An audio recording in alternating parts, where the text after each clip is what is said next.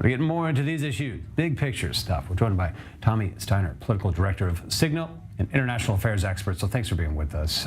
Look, while preparing for Blinken's visit, the Chinese leadership displayed, I think, the need to explain to the domestic audience a bit why it appears to be shifting to re-engage with the Americans after months of blaming the U.S. for all the worsening bilateral ties.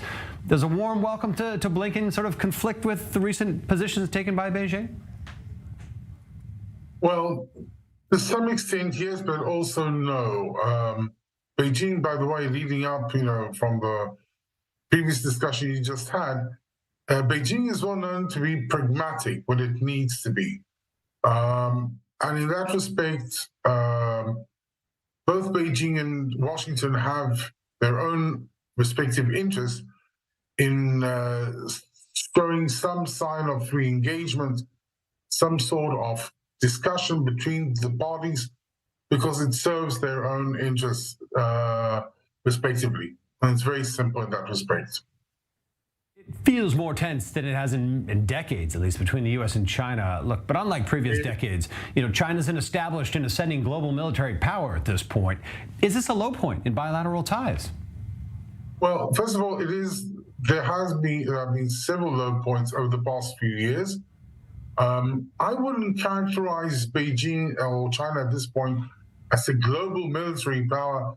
I don't think that China sees itself as such. I wouldn't exaggerate to that point. Especially, it's far from being on par with the United States in that respect.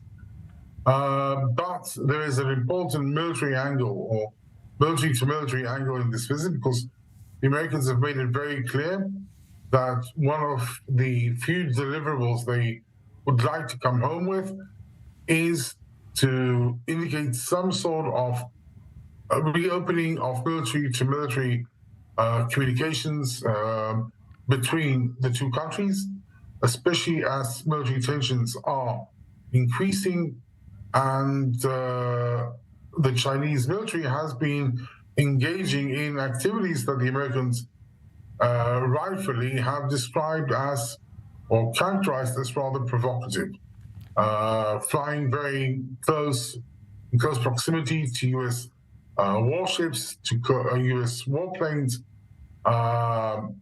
penetrating the air zone around Taiwan, all sorts of military deployments in the South China Sea. So that military aspect is very important. And U.S. officials have made it very clear that they hope that one of the deliverables they hope to obtain during these meetings in Beijing is, in fact, restoring military-to-military communications between the two countries. Certainly of paramount importance among many of the issues here. Thanks for being with us on this. Steiner. Thank you for having me.